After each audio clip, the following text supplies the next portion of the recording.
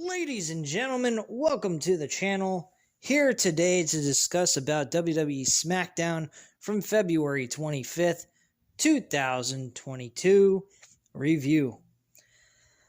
Boy, I felt like as if I watched a rerun outside of the promos that took place on this show. Matches were exactly the same we've seen in the past. We had Madcap Moss go up against Drew McIntyre, which originally was planned for Happy Corbin versus Drew McIntyre, but those plans changed immediately once they decided to do the match. Drew McIntyre won his match very easily in 7 minutes. Sasha Banks went up against Shotzi Blackheart. We saw this several times during the end of 2021. I believe it was in November. We saw some of these matches between these two, and they fought each other about 2 or 3 times. That was a complete waste of time. Real shit there. What else happened? We had Losarios with fucking Angel Garza and Humberto Carrillo going up against the New Day with Big E and Kofi Kingston. Nothing really changed here. Big E and Kofi Kingston won this match, I believe. And not that it really matters. I was hardly paying attention. And Xia Li, after all these months, guys, of this talk about Xia Li finally showing up from NXT to the WWE main roster on SmackDown, she finally made her appearance shown. And was she entertaining? Yeah, I guess. It was against Natalya. Nothing big. Natalya hasn't been relevant since like 2012 or some shit like that. She hasn't been that big of a deal. In most of her career anyway. And she beat Natalya. Big whoop. This whole protector gimmick is going to fail miserably on its face. Literally, guys. There ain't no way in hell anybody's going to take this gimmick seriously. Nobody cares. Really. I don't think one single person on this planet gives a rat's ass what Xia Li does. Especially with this protector gimmick. I don't care. They talked about how she's the first Chinese wrestler in the WWE. All this nonsensical bullshit. Her entrance is absolutely ridiculous. It's as if I'm watching Glacier from WCW. You remember Glacier? The guy who acted as if he was Sub-Zero from Mortal Kombat? That's what Xia Li is acting like. And Glacier was not successful. I mean, his karate moves were kind of cool. Especially in the time when Mortal Kombat from 1995 was actually a thing. And people were interested in that version of Mortal Kombat. But after a while, his gimmick died. And Xia Li's gimmick will die too. I guarantee you in the next few months, probably after WrestleMania, they might change her gimmick and repackage her and change her gimmick altogether. Making her just as fucking lame as everyone else on the roster. Not that this gimmick is not making her lame already, but they'll even make her more lame than she already is. So, keep your fingers crossed and hope for the best. Which is probably going to be failure. which is what WWE's good at nowadays. They're good at failure. Man, oh man, what a fucking show this was. Man, what a fucking boring show this was. Immediately after I was done watching Rampage and doing the review, guys, I actually reviewed it, or watched it, and I stood up till, I think I was up till like 2. No, not really 2. It started at like 11:30. I ended at like almost 1 o'clock because I was able to skip the commercials, of course. God bless DVR. I love DVR. It's the greatest thing on the planet, especially when you got to review this kind of garbage and you don't have to sit through commercials and just got to watch the fucking actual programming of this show and wish that you weren't doing it, but you're doing it anyway because you love pro wrestling, you love your fan base and everything else. And I told you guys I'm going to do this, and that's what I'm going to do. The promos, though, tonight weren't all that bad. I actually enjoyed the promo work. One of which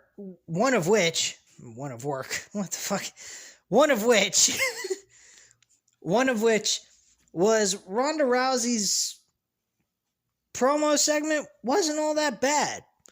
She gave a very touching story about how, and Michael Cole was in there talking to her about it.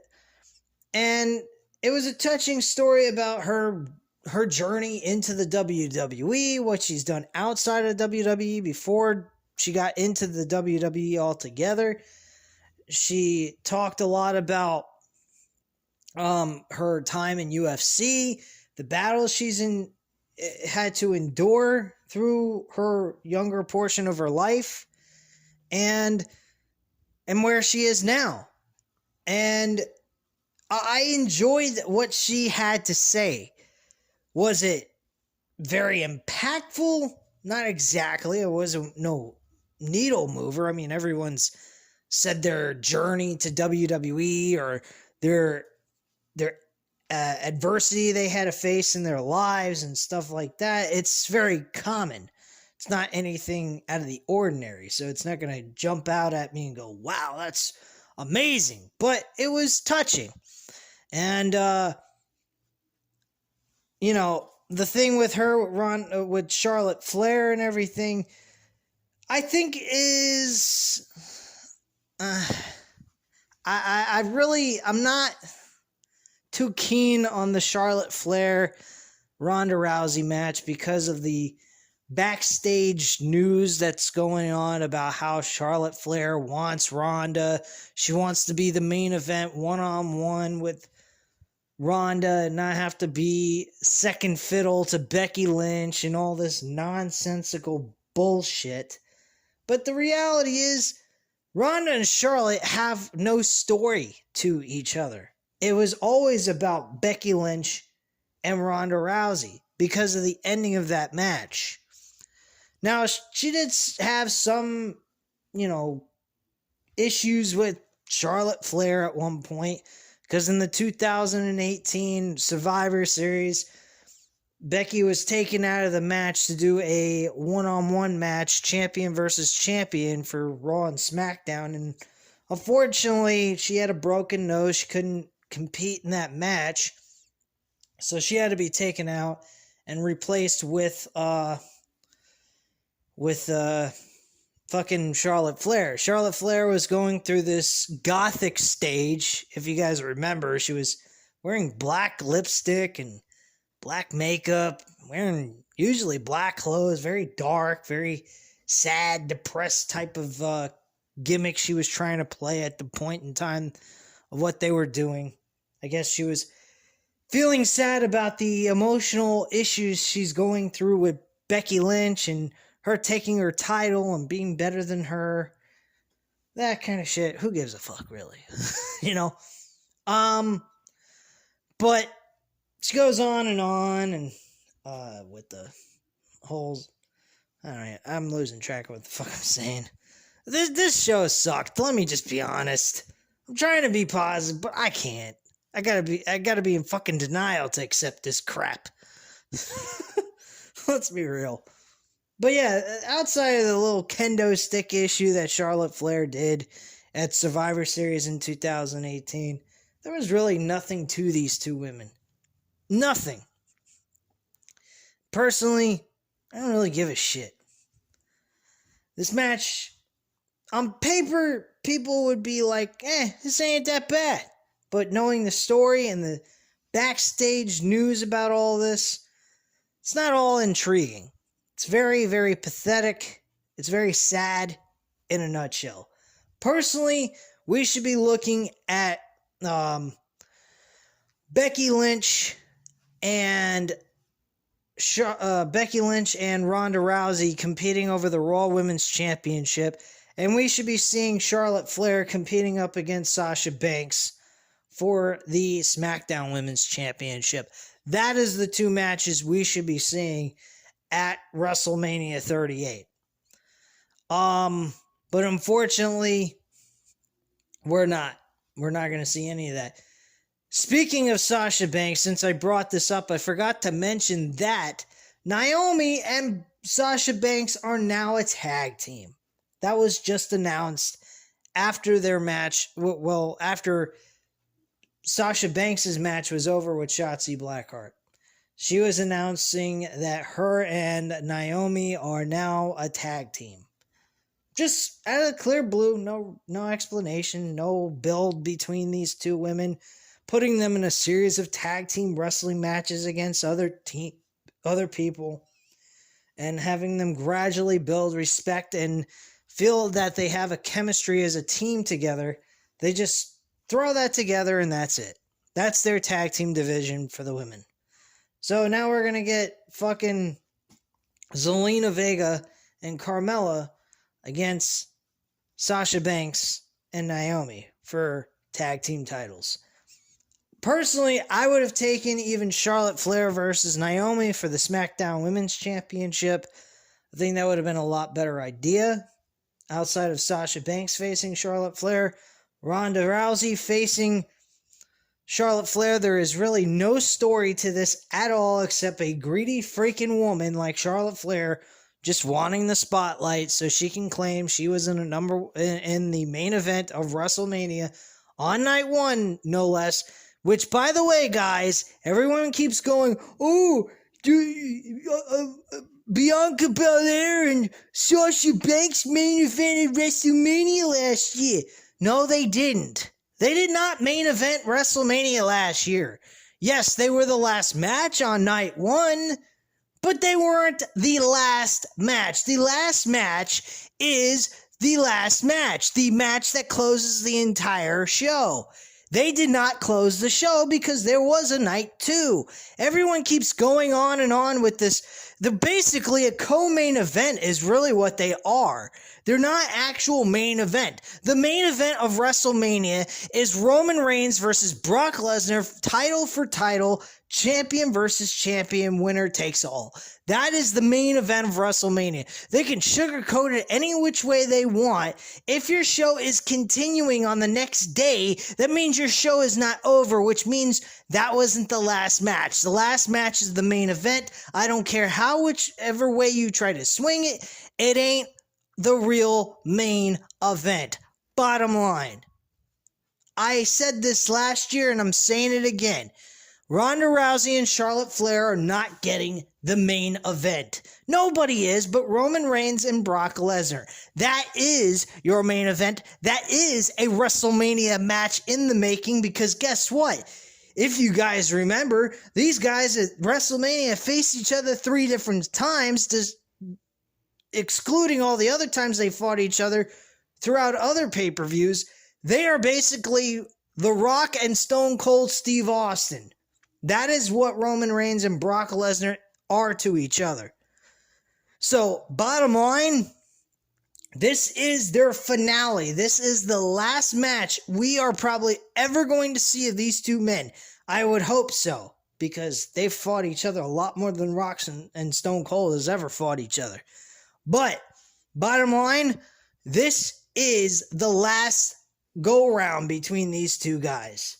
And I'm getting to the point where it needs to end, and this has got to be the climax and the end of all of this. I mean, title for title, you can't get any bigger than that. Unless you make a retirement match, then that's really just going way over the top and ending someone's career. So, but that's really all there is to it, guys. This is the main event. I don't care what anyone says about Charlotte Flair and Ronda Rousey. Ronda Rousey and Charlotte Flair are not the main event. Becky Lynch and fucking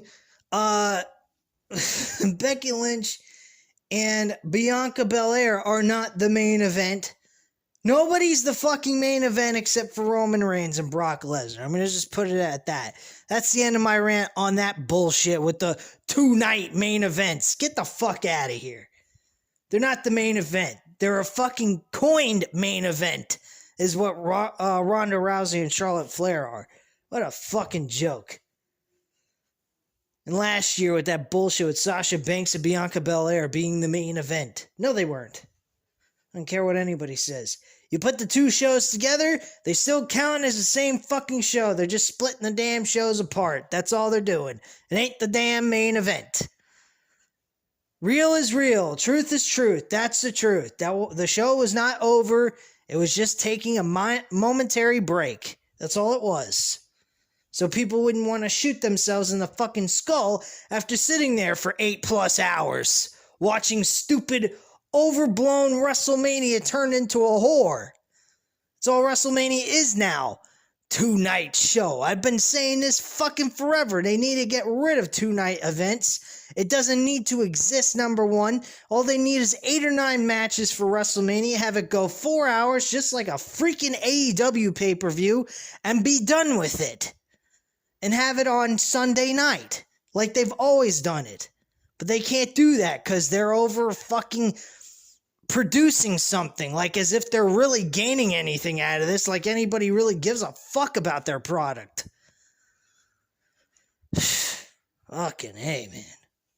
Just morons are interested in their product now at this point, that actually enjoy it. People that are interested but still shit on it are just plain fucking addicted to it. That's all there is to it.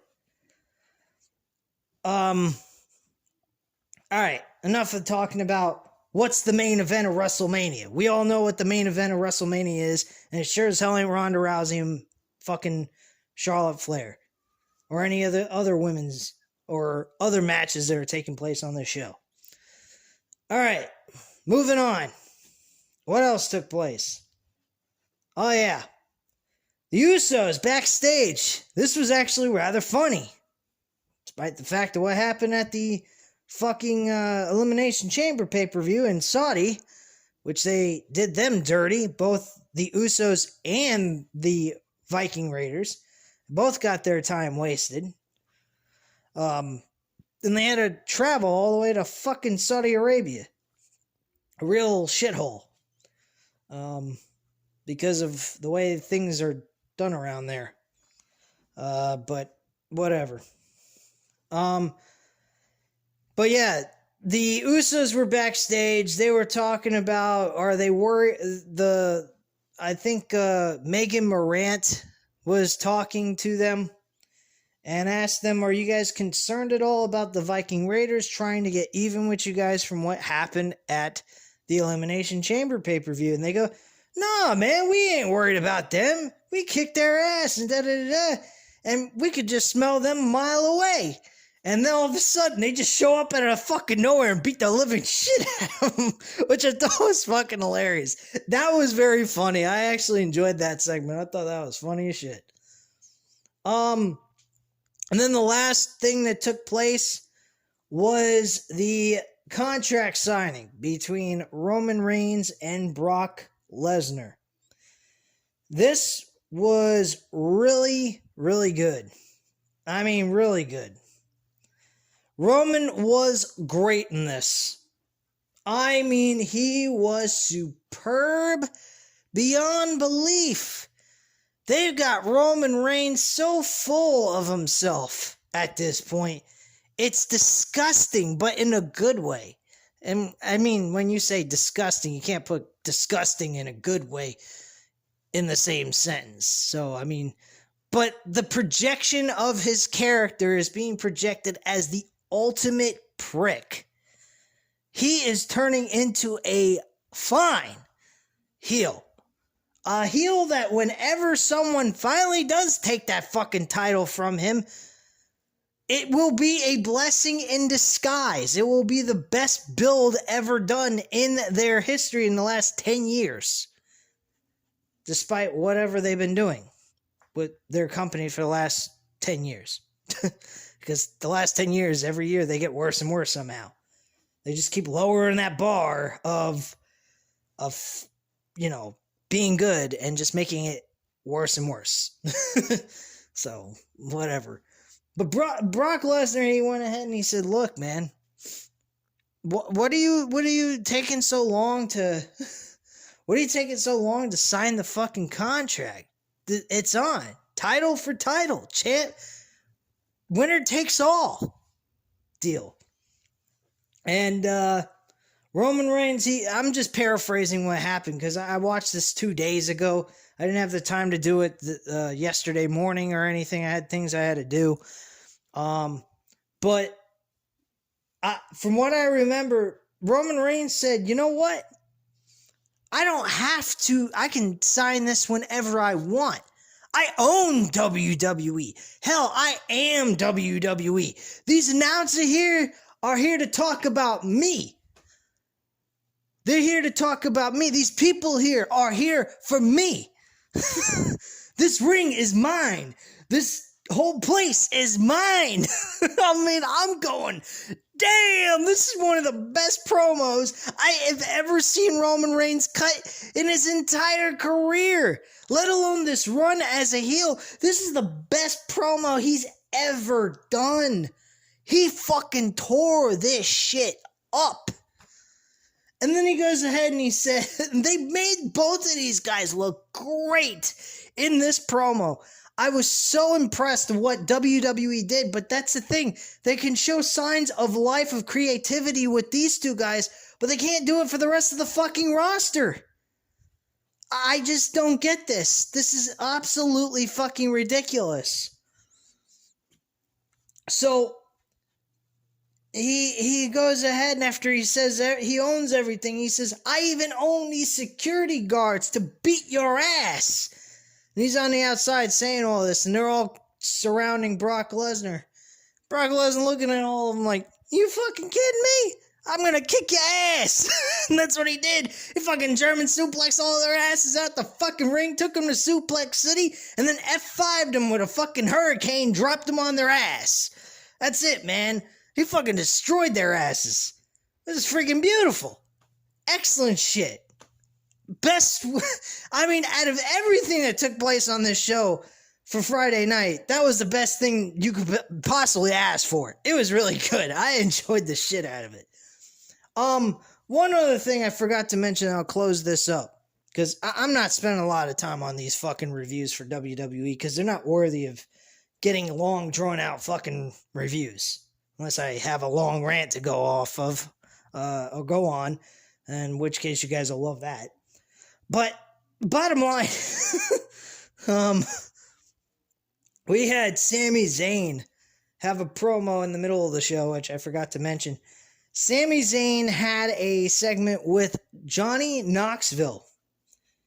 Johnny Knoxville. Folks, it's true. The rumored match, I don't know if I brought this up before, but the rumored match is Johnny Knoxville versus Sami Zayn for the Intercontinental Championship at WrestleMania. Why in the fuck are we getting a celebrity getting a championship match over a guy like Ricochet, which, by the way, is getting a match next week? Can you believe this shit? I predicted I was fantasy booking a match with Sami Zayn versus Ricochet for the Intercontinental Championship at WrestleMania. Do they do that? No, they decide to book the match for next week. Is next week WrestleMania? I don't think so. We're not on April 2nd or April 3rd.